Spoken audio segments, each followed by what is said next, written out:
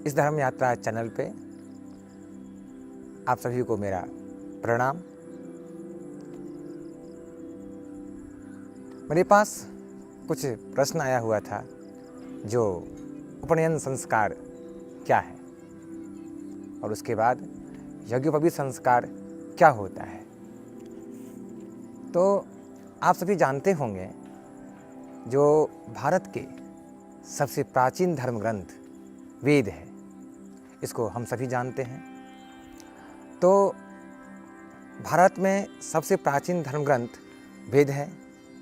इसको इनके संकलनकर्ता महर्षि कृष्णद्वैपायन वेदव्यास को माना जाता है। ऋग्वेद के दूसरे मंडल में सूर्य देवता सावित्री को समर्पित प्रसिद्ध गायत्री मंत्र है। वही गायत्री मंत्र ब्रह्मचारियों को आचार्यों के द्वारा दिया जाता है, जिससे वो ब्रह्मचारी यज्ञोपवीत संस्कार में आ जाते हैं। वो कैसे? ऋग्वेद के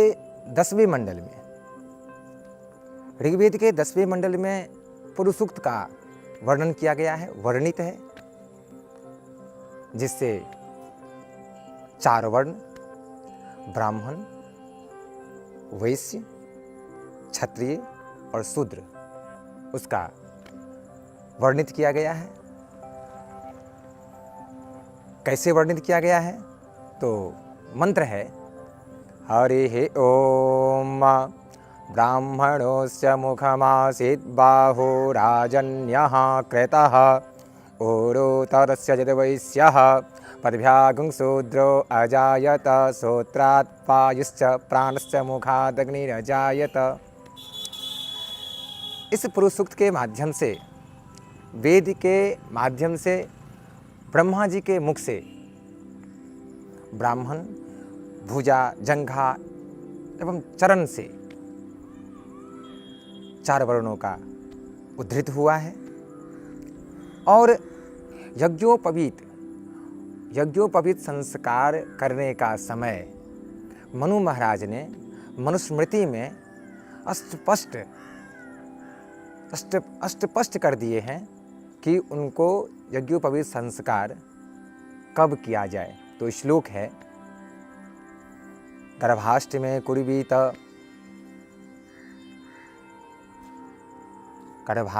कुर्वीत ब्रह्मणस्योपनायनम गर्भाद एकादशे राज्ञो गर्भात्तु द्वादशे विषः। अर्थात गर्भाष्टमे कुर्वीत, माँ के गर्भ से बच्चों को 8 वर्ष लगा करके ब्राह्मणों को, बच्चों को यज्ञोपवीत संस्कार करवा देनी चाहिए। गर्भाष्टमे कुर्वीत ब्रह्मणस्योपनायनम और गर्भाद एकादशे राज्ञो, माँ के गर्भ से 11वां वर्ष लगा करके क्षत्रियों को, बच्चों को यज्ञोपवीत संस्कार करवा देनी चाहिए।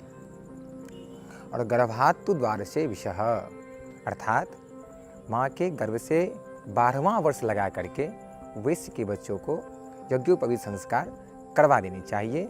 ये मैं नहीं, मनु महाराज ने मनुस्मृति में इस समय का वर्णित किया है। मेरा कहना यह है कि ये मनु महाराज ने मनुस्मृति में इस तरह का जो उल्लेख किया गया है, तो मैं एक उदाहरण देता हूँ। जो देखे होंगे, जो किसान भाइयों ने जैसे छोटे छोटे पौधों को लगाते हैं और उसको एक ही जगह नहीं लगाते, उसको पहले एक जगह लगाते हैं और उसके बाद वहाँ से दूसरी जगह फिर से लगाते हैं, ताकि उनका जड़ जो है वो मोटा ना हो, उनको फैलने में, विस्तृत होने में कठिनाई ना हो। इसीलिए उनको छोटे पौधों में ही लगाते हैं, ताकि बड़े पौधे होने में उसको दिक्कत ना हो।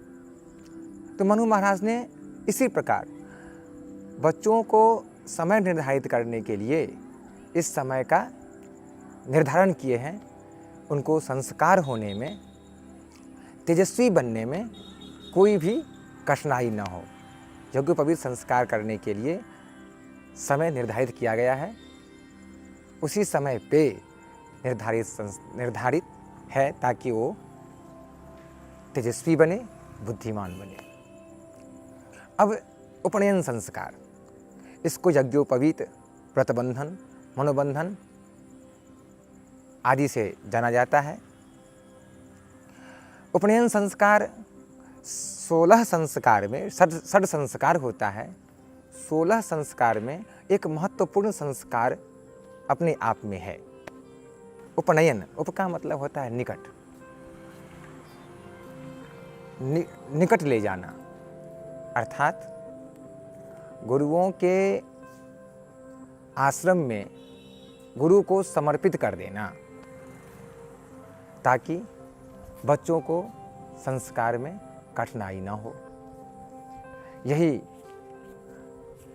व्रतबंधन मैंने कहा, तो व्रतबंधन से तात्पर्य है संकल्प लेना, संकल्प करना, शिक्षा के समीप, शिक्षा की ओर समर्पित भाव से जग जाना, यही व्रतबंधन है। तात्पर्य है कि जब मैं संकल्प लेता हूँ किसी भी कार्य को करने के लिए, तब मैं आगे की ओर बढ़ता हूँ। ये निश्चय है जो बिना यज्ञोपवीत संस्कार से आप विद्या अध्ययन, नित्य कर्म, नैमित्तिक कर्म कुछ भी नहीं कर सकते। इसलिए यज्ञोपवीत संस्कार अपने आप में बहुत महत्वपूर्ण संस्कार है। इसलिए मनु महाराज ने यज्ञोपवीत संस्कार के लिए समय निर्धारित कर दिया है। और माताओं बहनों के द्वारा तीन धागे का वो जनेऊ बनता है, उसको चरखा से बनाया जाता है, और 3 धागा का वो यज्ञोपवीत बनता है।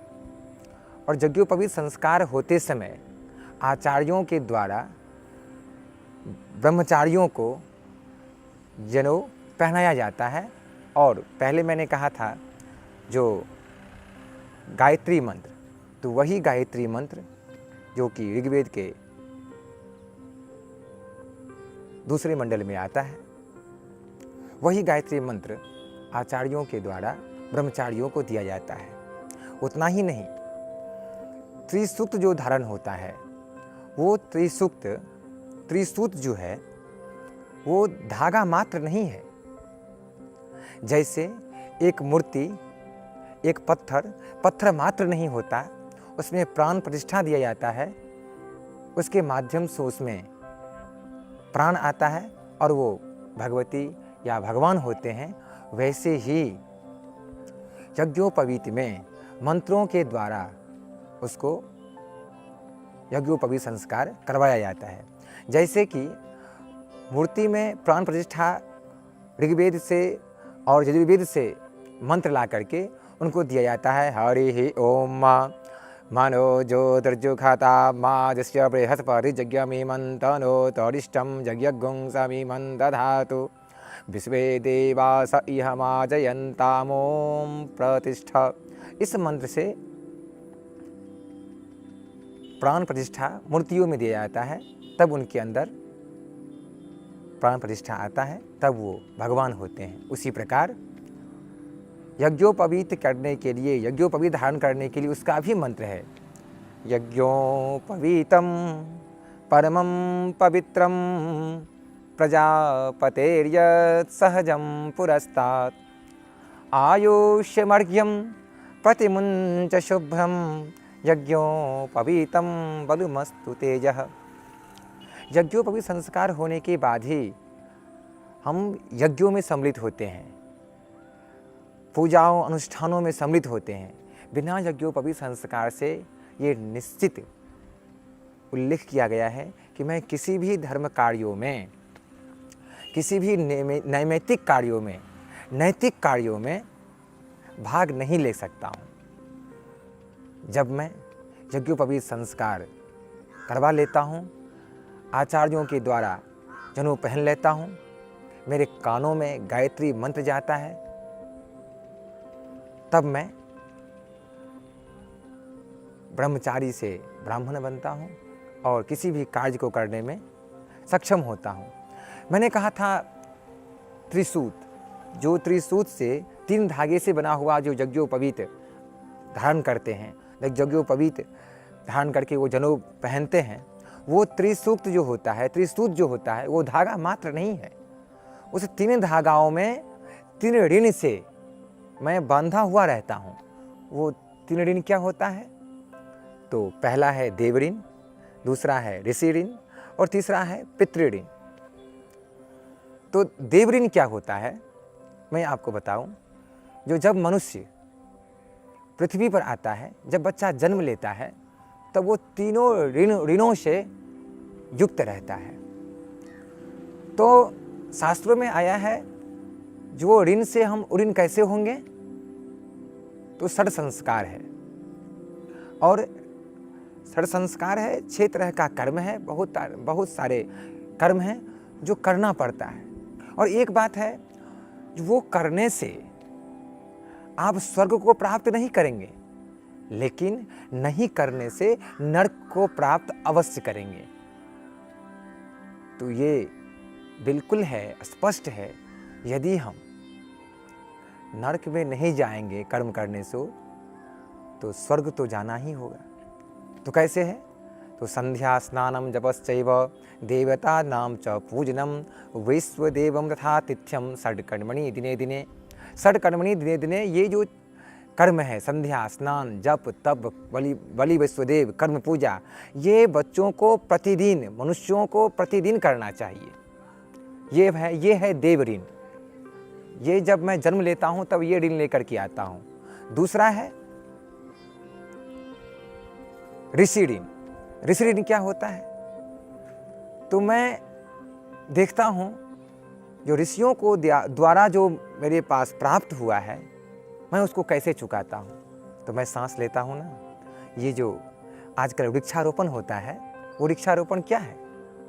कहा गया है जो एक वृक्ष लगाने से 100 पुत्र का बराबर होता है। तो यही है, ऋषियों को द्वारा जो दिया गया है उसको मैं कैसे ऋण से ऋण हो सकता हूँ, इसके लिए वृक्षारोपण है।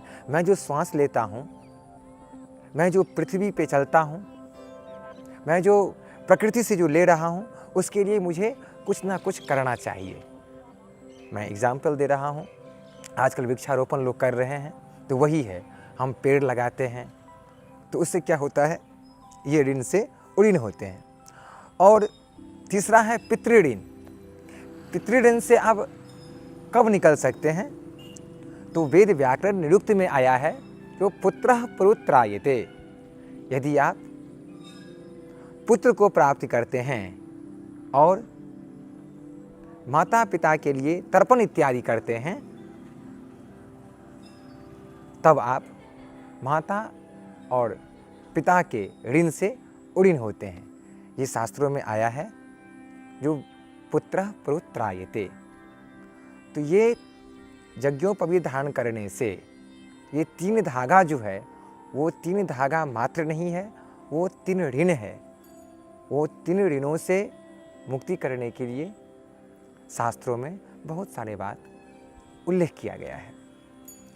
तो मैं आप सभी से ये कहना चाहूँगा कि नित्य और नैमित्तिक जितने भी कर्म हैं वो अवश्य करना चाहिए और सबको अपने माध्यम से करवाना चाहिए, क्योंकि वो तीनों ऋणों से मुक्त हो जाए। जय जय श्री राधे, जय श्री कृष्ण।